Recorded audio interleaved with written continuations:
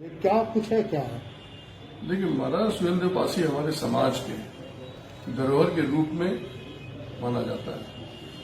हम बचपन से ही महाराजा सुहेलदेव पासी को अपने समाज का अगुवा माना गया है और उनको एक अच्छे प्रशासक, उनको एक अच्छे राजा के रूप में हम लोग शुरू से हिस्ट्री में भी पढ़ाया गया। महाराजा सुहेलदेव पासी का बहराइच में राज था। सन 1030-31 में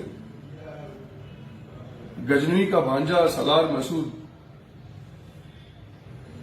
हिंदू धर्म के खिलाफ और अपना राज स्थापना के लिए लड़ाई के लिए आया, जहां पर महाराजा सुहेलदेव पासी के और उनके जवान सैनिकों के पराक्रम को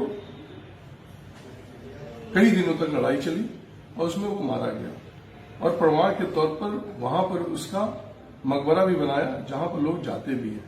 इतिहास में के पन्नों पे भी है, सन 71 के सेंसेक्स में भी है कि महाराज सुहेलदेव पासी हैं और इतिहास के पन्नों पर भी हमको एनसीईआरटी में भी पढ़ाया गया है, जो प्रमाण करता है कि महाराज सुहेलदेव पासी हैं।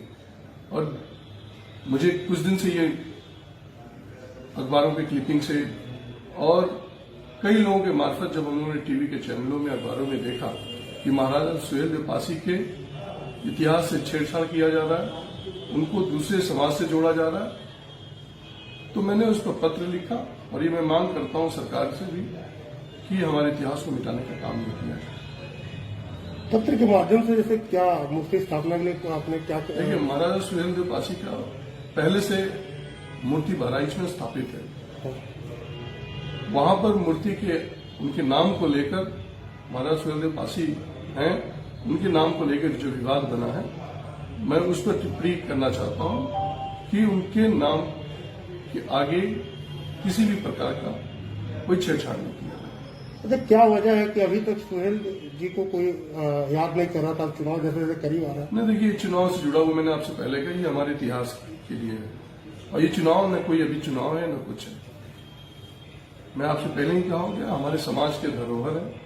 इतिहास में हमको इनके बारे में, इनकी वीर गाथाओं के बारे में, हम उन्हीं की बात में, हम चाहे महाराजा सुहेलदेव पासी के बारे में, सातन पासी की बात करें, लखनऊ में लाखन पासी का, बिजनौर में बिजली पासी की बात करें, तो हम हमारे जितने भी राजा थे उनके शासक की बात करें, कहीं भी किसी इतिहास में जाकर उसको छेड़छाड़ नहीं होना चाहिए।